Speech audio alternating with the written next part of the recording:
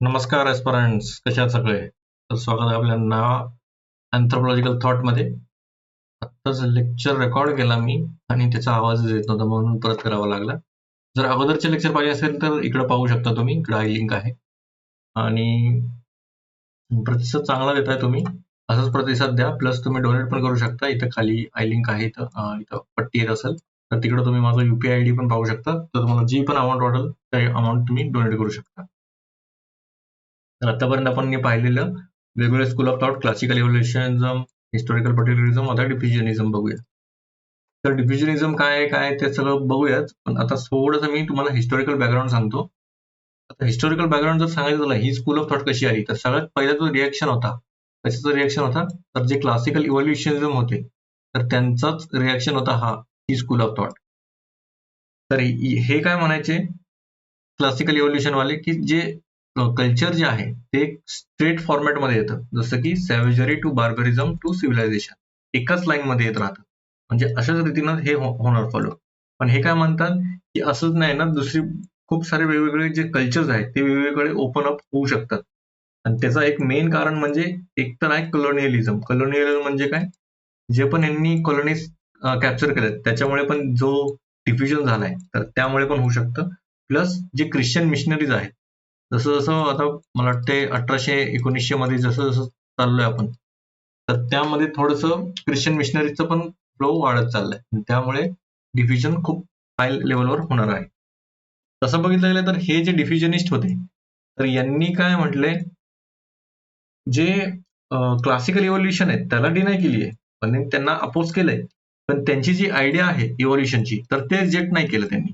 तर ते म्हणतात की इव्होल्युशन आणि जे डिफ्युजन आहे तर ते सोबतच जाणार. ठीक आहे, goes hand in hand. Culture change मध्ये हे दोन्ही पण इम्पॉर्टंट आहे. जसं जसं इव्हॉल्व्ह होईल तसं तसं डिफ्युजन पण होणार. आता मेन मुद्द्याकडे येऊया. आता PYQs बघू शकता तुम्ही, डिफ्युजनिझम आणि इव्होल्युशनिझम मध्ये काय फरक आहे आणि ते एक्सप्लेनेशन करा. कल्चर चेंज मध्ये 15 मार्काला विचारलेलं. मग कल्चर एरिया, एज एरिया हे पण डिफ्युजनिझम मध्ये 10 मार्काला विचारू शकतात. डिफाईन कल्चर एरिया 98 मध्ये प्रश्न. म्हणजे जास्त प्रश्न नाही विचारले. UPSC पॉईंट ऑफ व्ह्यू एवढा इम्पॉर्टंट नाहीये, पण MPSCचं काय बोलता येत नाही. तर आपलं असं कन्सेप्ट असणार आहे, असा पूर्ण फ्लो असेल तर ते तुम्ही इथं बघू शकता. तर सगळ्यात इम्पॉर्टंट कडे येऊया आपण आता. डिफ्युजनिझम म्हणजे काय. आता बघा, एक कॉन्सन्ट्रेशन असते आणि एक डिफ्युजन असते. कॉन्सन्ट्रेशन म्हणजे काय, आपण कॉन्सन्ट्रेट करतो. कुठलीही गोष्ट जर कॉन्सन्ट्रेट करायची असेल ना तर आपण कॉन्सन्ट्रेट करतो. कॉन्सन्ट्रेट म्हणजे काय, एकाग्रता. एकाग्रता म्हणजे कुठंतरी एकाग्र आपण करतोय. समजा आता आपल्याला अभ्यास करायचा आहे तर अभ्यासच करणार आपण, दुसरी गोष्टी नाही करणार. मोबाईल समजा, कुठला मेसेज आलाय, इन्स्टा, युट्यूब, बाहेर कोण बोलवते, आई वडील काय बोलतात, फ्रेंड्स काय बोलतात, रिलेटिव्ह काय बोलतात, त्याचा विचार न करता आपण काय करणार, अभ्यासच करणार है ना. तर हे होतं कॉन्सन्ट्रेशन. जसं स्वामी विवेकानंदांचं होतं तसं हे कॉन्सन्ट्रेशन असायला पाहिजे. आणि हे दुसरीकडे काय, ह्याचं अपोजिट कडनं बाहेर पडतोय आपण. आता अभ्यास करायचा आपल्याला, पण आता सध्या काय चाललंय, इन्स्टा रील बघायचंय, युट्यूब बघायचंय, युट्यूबचे रील्स बघायचे, मग पिक्चर कुठला आलाय नवीन तो बघायचाय, त्याचे रील्स बघायचे, मेम बघायचे. अभ्यास सोडून सगळं करतोय आपण. पण ह्याचा अर्थ हे नाहीये, हा वेगळा पॉईंट ऑफ व्ह्यू. फक्त तुम्हाला सिम्पल समजण्यासाठी सांगतोय काय आहे हे ट्रान्सफर करतो आपण, इकडून गोष्ट इकडे जाते. हे काय झालं, डिफ्युजन झालं. अँथ्रोपॉलॉजी पॉईंट ऑफ व्ह्यू मधनं जर बघायला गेलं डिव्हिजनचा अर्थ काय असतो, तर हे एक ट्रान्सफर किंवा स्प्रेड आहे, हे लक्षात ठेवा. कशाचा स्प्रेड आहे, कल्चरल ट्रेट्सचा. ट्रेट जसं मी सांगितलेलं, कल्चरल ट्रेट म्हणजे काय, सगळ्यात लहान भाग जो आहे कल्चरचा. जसं की आपण पेन बघितलेला, पेन आठवतोय का आपल्याला. कल्चरल ट्रेट, कल्चरमध्ये 2.1 कल्चरमध्ये आपण पाहिलेलं cultural trait, culture complex, culture pattern, आठवतंय का. तर हे जे कल्चर ट्रेट आहेत ते ट्रान्सफर किंवा स्प्रेड होतात एका सोसायटी पासून ते दुसऱ्या सोसायटीमध्ये. आता हे कॉन्टॅक्ट कसं होतात, तर पहिली गोष्ट मायग्रेशन होऊ शकतात, म्हणजे इथले लोक इकडे जाऊ शकतात, किंवा ट्रेड होऊ शकतो, दोघांमध्ये व्यापार, किंवा वॉर झाला, हे एक जिंकले आणि यांनी इथलं घेतलं, किंवा इमिटेट केलं, यांचं पाहून ह्यांनी इमिटेट करून हे घेतलं. तर हे प्रक्रिया काय आहे, डिव्हिजन आहे. आता हे प्रत्येकाचं वेगवेगळं पॉईंट ऑफ व्ह्यू असेल. जे डिफ्युजनची जी व्याख्या आहे तर ती जनरल मध्ये पण लिहू शकता तुम्ही, पण मी तर म्हणेल जे अँथ्रोपॉलॉजिस्ट पॉईंट ऑफ व्ह्यू असेल तर ती लिहा तुम्ही. ठीक आहे. आता सेकंड पॉईंट काय आहे, it emphasises that cultural similarities arise mainly because of borrowing and spread rather than independent invention. जसं मी सांगितलं की हे जे आहे तुम्ही जे म्हणताय हे ट्रान्सफर वगैरे, पण हे आता आपण जे ट्रान्सफर करतोय ते इन्व्हेंट करून पण जाऊ शकतं ना.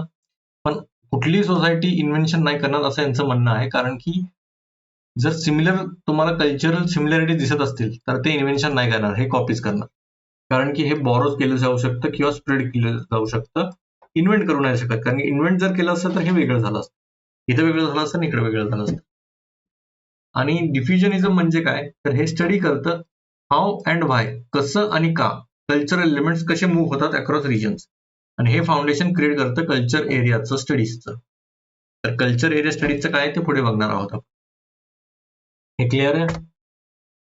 आता जनरल मुद्दे काय मांडले त्यांनी डिफ्युजनमध्ये, जसं मी सांगितलं सगळ्या सोसायटीजला हे इक्वली इन्व्हेंटिव्ह नसतात किंवा इनोव्हेटिव्ह नसतात. इन्व्हेन्शन जे डिपेंड करतं इकॉलॉजिकल किंवा सोशॉलॉजिकल फॅक्टर्समध्ये. वेगवेगळं ज्यांचं जे सराउंडिंग असेल किंवा त्यांची जी जशी सोसायटी असेल त्यावर डिपेंड करतं की इन्व्हेन्शन करायची गरज आहे का नाही. आणि कल्चरल जे कॉन्टेंट आहे ते ऑकर होते, जसं मी सांगितलं trade, travel, conquest leading to borrowing वगैरे. आणि हे डायरेक्ट असू शकतं, म्हणजे काय डायरेक्टली तुम्ही अटॅक केला, ट्रेड केला. इनडायरेक्ट असू शकतं, समजा कोणीतरी कोणाच्या थ्रू, तर ते इनडायरेक्टली ते इन्फ्लुएन्स झालं. ऍक्टिव्ह पासिव्ह त्याच्याच प्रकारे, किंवा असिमेट्रिकल सिमेट्रिकल, समजा एक गोष्ट तुम्ही दिली दुसरी गोष्ट तुम्हाला भेटली तशा प्रकारे. आणि जसं जसं टाइम आणि डिस्टन्स वाढेल तसं तसं जे ट्रेट आहे ते ऑफन गेट्स मॉडिफाईड किंवा डायल्यूट. आता समजा हा एक पेन आहे, इथं पेनची समजा चायनामध्ये हा पेन खूप म्हणजे इंक पेन आहे, पण आपल्या इंडियामध्ये येईपर्यंत तो खडू होतोय. तर हे जे मॉडिफिकेशन आहे तर ते जसं जसं टाइम आणि वेळ, टाइम आणि डिस्टन्स जसं जसं लांब जाईल तसं तुम्हाला हे मॉडिफिकेशन किंवा डायल्युशन भेटेल. आणि जे कल्चरल ट्रेट्स आहेत ते रिजेक्ट होऊ शकतात जर त्यांना आवडलं नसेल तर, हे ऍक्सेप्ट होऊ शकतात फुल्ली जर त्यांना वाटलं की बाबा युजफुल आहे, किंवा मॉडिफाय करू शकतात जे लोकल कंटेक्स्टमध्ये जे जसं तुम्हाला लोकली चांगलं वाटेल तसं त्या तुम्ही प्रकारे बनवू शकता. जसं की इटलीचा जो पिझ्झा आहे, तर ऍज कम्पेअर्ड टू इटलीमध्ये आणि इंडियामध्ये जो पिझ्झा आपण खातोय आत्ता, त्याच्यात मला वाटतंय एक जे मसाले आणि ते सगळं जे आपण टाकतोय, तर ते आपलं मॉडिफिकेशन आहे. ते कल्चरल ट्रेट आपण मॉडिफाय करून आपल्याला घेतले हे. ठीक आहे, तसं बोलू शकतो. आता एक पहिली स्कूल ऑफ थॉट आहे ब्रिटिश स्कूल ऑफ डिफ्युजनिझम. तर हे काय आहे, तर यांना म्हणलं जातं एक्स्ट्रीम स्कूल किंवा इजिप्टॉलॉजिकल स्कूल किंवा हिलिओसेंट्रिक स्कूल. आता हे याचाच हे अर्थ आहे आणि ह्याचाच हे अर्थ आहे. आता एक्स्ट्रीम का म्हटलं गेले, तर हे इथं अर्थ येतं, म्हणजे त्याचा जो काय म्हणतात मुद्दा आहे एक्स्ट्रीम स्कूलचा, तर इथंच आन्सर यायचा. तर ते बघूया आता कुठले कुठले थिंकर्स आहे यामध्ये. इलियट, स्मिथ, पेरी आणि रिव्हर्स. तर पहिलं सिस्टमॅटिक अटेम्प्ट होता हा डिव्हिजन ऑफ कल्चरचा स्टडी करण्यामागे. म्हणजे आता जसं क्लासिकल इव्होल्युशन कसं इव्होल्युशन स्टडी केलं सगळ्यात पहिले आणि तिथनं सुरुवात झाली आपल्या अँथ्रोपॉलॉजी ॲज अ डोमेनची, तर तसंच हे डिव्हिजनची बोलू शकता एक बेस जो आहे तर ते ह्यांनी स्टार्ट केलंय, पहिला अटेम्प्ट केलाय. आणि यामध्ये दोन मेन ब्रांचेस आहे, एक स्मिथ अँड पेरीचा आणि एक रिव्हर्स आहे. स्मिथ अँड पेरीवाल्यांना एक्स्ट्रीम म्हटलं गेलंय, यांना मॉडरेट म्हटलं गेलंय. का म्हटलं गेलंय आता इथनं बघूया. आता जे स्मिथ आहेत, छोटा एक बॅकग्राऊंड सांगतो. स्मिथ जे होते त्यांनी स्टडी केलेलं इजिप्शियन ममीजला, आणि त्यांना असं वाटायला लागलं की हे जे ममीज आहेत किंवा जे यांची जे कल्चर वगैरे होतं, तर एवढं छान होतं की त्यांना असं वाटायला लागलं की जे इजिप्त आहे ते क्रेडल ऑफ सिव्हिलायझेशन आहे, म्हणजे हे पाळणा घर आहे सिव्हिलायझेशनचा. इथनंच सगळं जे सिव्हिलायझेशन इथनं जन्म घेतलं आणि इथनंच सगळीकडं स्प्रेड झालंय. तर हा पहिलं स्कूल ऑफ थॉट म्हणायचे. ठीक आहे. आणि पेरी जे होते सपोर्टेड, यांनी पण तोच सपोर्ट केला व्ह्यू, यांचा व्ह्यू जो होता, आणि view in the children of the sun. तर इथं म्हणायचे की इथं सन आहे आणि इथं ते जे बाळ जे आहे ते दुसरीकडे आहे. आणि रिव्हर्स काय म्हणायला लागले, आता हे दोघंच सेमच होतं. रिव्हर्स पण म्हणायचे, पण यांनी म्हटलं काय, यांनी फील्ड वर्क केला. कुठं केला, थोडा ट्राईब इंडियामध्ये, आणि प्रपोज केलं मल्टिपल सेंटर असू शकतात ओरिजिनच्या. ओरिजिन फक्त इजिप्तमध्येच नाहीये. तर यांचं असं म्हणणं आहे की दुसरीकडे पण ओरिजिन होऊ शकतं आणि खूप सारे सेंटर्स, एकच सेंटर नसणार. आता बेसिक प्रेमायसिस काय म्हटलं, जसं सांगितलं स्मिथ अँड पेरीचं, हेच परत मी सांगतोय, किंवा एक व्यवस्थित जर मांडणी करायची म्हटलं तर हे तेच सांगितलंय. सिंगल सेंटर म्हटले, सिव्हिलायझेशन जे कल्चरल ट्रेट आहेत ते इजिप्तच्या बाहेर गेलेत. आणि तुम्ही असं पण एक्झाम डायग्राम करू शकता, इथं इजिप्त इथनं बाहेर गेलेत आणि रेस्ट ऑफ द वर्ल्डला असं बांध करू शकता. ठीक आहे, असं करून. आणि डिव्हिजन जसं सांगितलं की कल्चरल डायरेक्शन येऊ शकतं, आणि anthropological starks is to trace the path of division. आता बघा, अँथ्रोपॉलॉजिस्टचं काम काय आहे यामध्ये, तर जसं डिव्हिजन झाले तर तो जो पाथ आहे तो ट्रेस करणं. ऍक्च्युअली जर बघितलं गेलं तर ह्यांनी ते प्रयत्न बऱ्यापैकी केलाय. तर रिव्हर्स स्कूलमध्ये काय म्हणतात मॉडरेटवाले, तर हे म्हणतात मल्टिपल सेंटर्स आहेत कल्चर ओरिजिनच्या, आणि डिव्हिजन जे आहे ते लोकल अँड कंटेक्च्युअल आहे. लोकली तुम्हाला जसं फायदा असेल तसंच तुम्ही घेणार ते डिव्हिजन. आणि फील्डवर्क खूप गरजेचं आहे. तुम्ही असेच हवेत गोळीबारी नाही करू शकत. ठीक आहे. कल्चरल स्प्रेड कसं झालं, तुम्ही फील्डवर्क जाऊनच तुम्हाला बघायला लागेल की बाबा अच्छा खरंच झालं का नाही. Cultural mixing and transformation offer continuously. जसं जसं आपण जाऊ कल्चरल मिक्स होत राहणार, काही ना काहीतरी डायरेक्ट होणार, काही ना काहीतरी ट्रान्सफॉर्म होत राहणार. पेनचं ते हेलिकॉप्टर पण होऊ शकतं तशा प्रकारे. म्हणजे ते ट्रान्सफर होत राहतात, कसे कुठेही जाऊ शकतं. आणि आता स्कूलचं जर एक क्रिटिसिझम पाहायला गेलं तर ऑब्व्हियस आहे, तर हे इमॅजिनेशन वरती होतं जास्त करून. आणि कॉन्ट्रॅडिक्टिंग इट्स अँटी कंजंक्चरल स्टान्स. कंजंक्चरल म्हणजे काय? इमॅजिनेशनच केलंय एका प्रकारे, की तुम्ही एक स्पेक्युलेशन देताय, की एक मांडणी करताय बाबा हा एक असं असू शकतं तशामध्ये. एक्झाम्पल दिलंय, डिफ्युजन जे आहे ते आफ्रिका आणि इंडियामध्ये सेम सेम सापडतंय असं म्हटलं गेलंय. इथं इकडे एक एरो सापडतो, इथे रेड रिबन बांधलेली असते, इथं पण तसंच सापडले. म्हणजे म्हणतात आहे की असं आहे. तर इथं दोघांकडे सेम सेम जाऊ शकतं, असं डिफ्युजन इथनं इथं ट्रान्सफर झालं असं. आणि यांनी डिफ्युजन कसं पॅटर्न टाइम थ्रू जातो तर ते शो करणं त्यांना जमलं नाही. आणि त्यांनी नॉन मटेरियल कल्चर म्हणजे काय, बिलीफ कस्टम कसे असतात, काय असतात, त्यांची प्रथा काय आहे, ते कशाला मानतात, किंवा त्यांची मिथ काय आहे, म्हणजे जे नॉन मटेरियल कल्चर जे आहे त्याच्यावर त्यांनी फोकसच नाही केला, इग्नोर केला मे बी.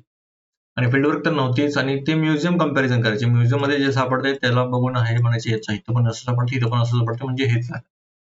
आणि unequal inventiveness among societies and intercentric flaw. हे म्हणायचे की बाबा इन्व्हेन्शन नाही झालं, पण काय बोलू नाही शकत ना, कुठे इन्व्हेन्शन होऊ शकतं आणि हे स्प्रेड होऊ शकतं. तर हे म्हणायचे की इकडंच इन्व्हेन्शन झालंय आणि इकडनं हे स्प्रेड झालंय. हे पण चुकीचं आहे. त्यानंतर Austro German school of thought diffusionism, तर यांना म्हणतात कल्चर क्रीज किंवा कल्चर सर्कल थेअरी. तर यामध्ये कोण कोण थिंकर्स आहेत? फादर विल्हेम स्मिथ, ग्रॅबनर आणि लिओ फ्रोबिनियस. तर कोर आयडिया काय आहे यामध्ये? तर यांनी पण असं म्हटलं की मल्टिपल इंडिपेंडंट सेंटर असू शकतात, फक्त इजिप्त नाहीये. आणि जे कल्चरल ट्रेड जो स्प्रेड आहे तर आउटवर्ड असतो, जसं की रिपल्स मध्ये. रिपल्स म्हणजे काय, एक दगड टाकला आपण पाण्यात आणि हे असे वेव्स फॉर्म होतात, रिपल्स म्हणतात त्याला. रिपल, आणि त्यालाच म्हणतात कल्चर सर्कल्स. ठीक आहे. कल्चर सर्कल थेअरी यांची हे आहे. आणि डिव्हिजन जे आहे ते स्टडी करायला पाहिजे विथ टाइम अँड स्पेस, जसं त्यांनी सांगितलं, जसं जसं टाइम जाईल तसं तसं ते होणार. आणि मटेरियल कल्चरवर यांनी पण फोकस केला डिव्हिजनचा. आणि ह्यांनी अपोज केला स्पेक्युलेटिव्ह थिअरिझिंगला. म्हणजे तुम्ही स्पेक्युलेशन नाही देऊ शकत की बाबा हा असं असू शकतं, असं असू शकतं, असं नाही सांगायचं. जे आहे ते ठामपणे सांगा. आणि तुम्हाला एव्हिडन्स पाहिजे, डेमॉन्स्ट्रेटिव्ह एव्हिडन्स. तुम्ही दाखवू शकता, अच्छा हे एव्हिडन्स, मग ठीक आहे. आता यामध्ये त्यांनी 2 क्रायटेरिया सांगितलेत कल्चरल डिफ्युजनच्या, आणि कोणी मांडलेत हे फ्रिट्झ ग्रॅबनरनं. तर यांनी पहिले क्वालिटेटिव्ह सांगितलं आणि दुसरं क्वांटिटेटिव्ह आहे. क्वालिटेटिव्ह मध्ये काय, जसं यांनी काय सांगितलं, जेव्हा 2 कल्चर्स समजा त्यांचं नेचर, मटेरियल किंवा पर्पज जर तुम्ही एक्सप्लेन करू नाही शकले आणि यामध्ये खूप मोठा लॉंग डिस्टन्स आहे, तर मग तुम्ही म्हणू शकता इथनं हे डिफ्युजन झालंय. कळलं? दोघांमध्ये समानता आहे, काही ना काहीतरी भेटतं. इथं पण पेन भेटतो, इथं पण पेन भेटतो. इथं 1000 किलोमीटरचा डिस्टन्स आहे. इथं त्यांचं नेचर कसं आहे ते सिमिलर नाहीये, ना मटेरियल सिमिलर नाहीये, नाही त्यांचं पर्पज जसं असेल ते पण सिमिलर नाहीये. आणि हे गोष्ट पेन इथं पण सापडत असेल तर मग काय होणार? तर हे असेल डिफ्युजनचं एक भाग. Before concluding diffusion, anthropologist must eliminate natural किंवा एन्व्हायरमेंटल कॉजेस. जे पण नॅचरल किंवा एन्व्हायरमेंटल कॉजेस आहेत त्याला साईडला ठेवून मग तुम्ही डिसाईड करू शकता की अच्छा हे डिफ्युजन झालंय का नाही. जसं की एक्झाम्पल जसं सांगितलं की एरो आणि बोनचं ते, तर ते रेड थ्रेड आपल्याला सापडतं इंडियामध्ये पण आणि आफ्रिकामध्ये पण. दुसरं आहे क्वांटिटेटिव्ह किंवा न्यूमेरिकल. आता नंबरमध्ये आता हे कोणी मांडले, विल्यम स्मिथ आणि फ्रिट्झ ग्रॅबनर यांनी. जेव्हा खूप सारे लार्ज नंबर मध्ये आपल्याला सिमिलर कल्चरल ट्रेट सापडतात, मेजरली मटेरियल वाले, आणि 2 सोसायटीज मध्ये ते सापडतात, आणि हे इंडिकेट होतं हिस्टॉरिकल डिव्हिजन. म्हणजे काय, ही एक सोसायटी आहे, ही एक सोसायटी आहे, आणि इकडे खूप सारे ट्रेड जे आहेत ते लार्ज नंबर मध्ये इथं पण आहेत आणि इथं पण आहेत. तर याचा अर्थ काय होईल, सगळ्यात जास्त सापडले तिथं पण सापडले, तिथं पण सापडले, म्हणजे यांच्यामध्ये डिफ्युजन झालेलं आहे हिस्टॉरिकली. पहिले हिस्टॉरिकल म्हणजे काय, अगोदर डिफ्युजन झालेलं आहे. आणि जेवढा नंबर जास्त असेल तेवढे सगळ्यात जास्त शेअर ट्रेड असतील, तेवढा स्ट्रॉंगर ते डिफ्युजन असेल, एव्हिडन्स. आणि while studying historical connections, both qualitative and quantitative criteria should be use together for accuracy. तर हे दोन्ही पण क्रायटेरिया तुम्ही बघा आणि मग डिसाईड करा की तुम्ही हिस्टॉरिकल कनेक्शन्स आहे का नाही. आणि हे often represent divert to show overlapping cultural spheres. तर तुम्ही असंही दाखवू शकता असं. ठीक आहे, हे झालं क्वालिटेटिव्ह प्लस क्वांटिटेटिव्ह. सगळ्यात जास्त आपल्याला सापडतं इथं एक कल्चर एरिया 1 आहे, दुसरा एरिया कल्चर 2 आहे. क्लिअर? डायग्रामॅटिकली दाखवलं तर ते बरं राहतं, कारण की आम्ही एवढं सगळं वाचत नाही बसणार. जर तुम्ही डायग्राम काढली असेल तर आम्हाला कळून जाईल की बाबा हा कळलंय तुम्हाला. एक 2-3 लाईन लिहू शकता तुम्ही, असं काय नॉट दॅट बिग डील. मग ऑस्ट्रो जर्मन स्कूलचं क्रिटिसिझम काय, जसं की सांगितलं, conjunction despite for rejecting it. तुम्ही म्हणता की स्पेक्युलेशन नाही करायचं, पण तुम्हीच स्पेक्युलेट करायला लागले. आणि तुम्ही जे डिफ्युजन टाइम थ्रू कसं जातात ते तर सांगितलंच नाही. प्लस तुम्ही नॉन मटेरियल कल्चरवर तुम्ही फोकस नाही केला, काय सांगितलंच नाही की बिलीव्ह सोशल पॅटर्न कसं होतं. इव्हन तुम्ही एव्हिडन्स जेवढं स्ट्रॉंग पाहिजे तेवढं दिलाच नाहीये.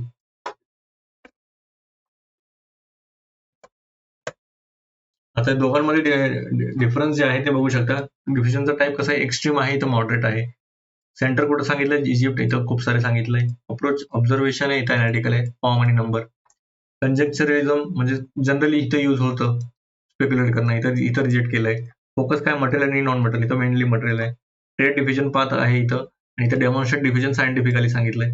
कल्चरल चेंज दुसरे कॉजेस इग्नोर केलेत, आणि इथं सांगितलं की मल्टिपल एक्सप्लेनेशन कन्सिडर करतात.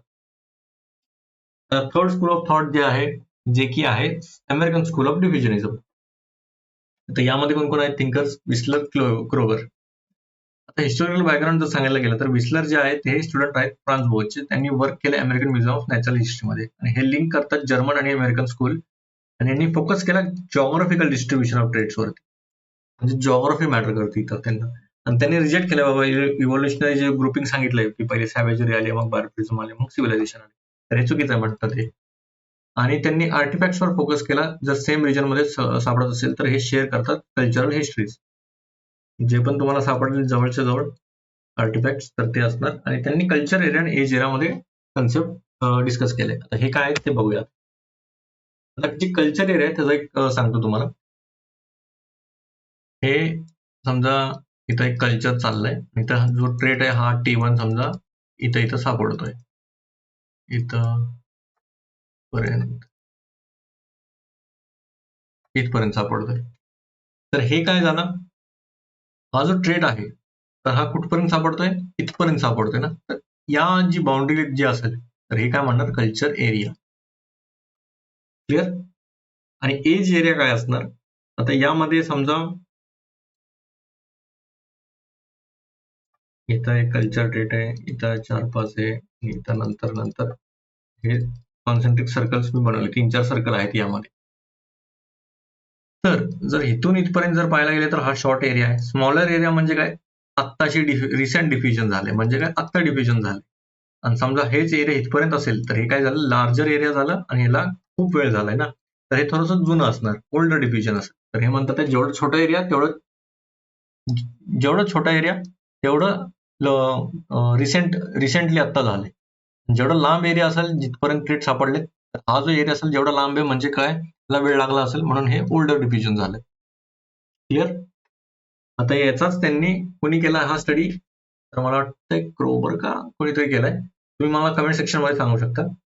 तर यांनी 300 नॉर्थ अमेरिकन ट्राईबचा स्टडी केला, आणि त्यांनी डिवाइड केलं फूड झोन्स मध्ये, कुठं कुठं काय काय सापडतं, कुठली कुठली ट्राईब काय काय खाते.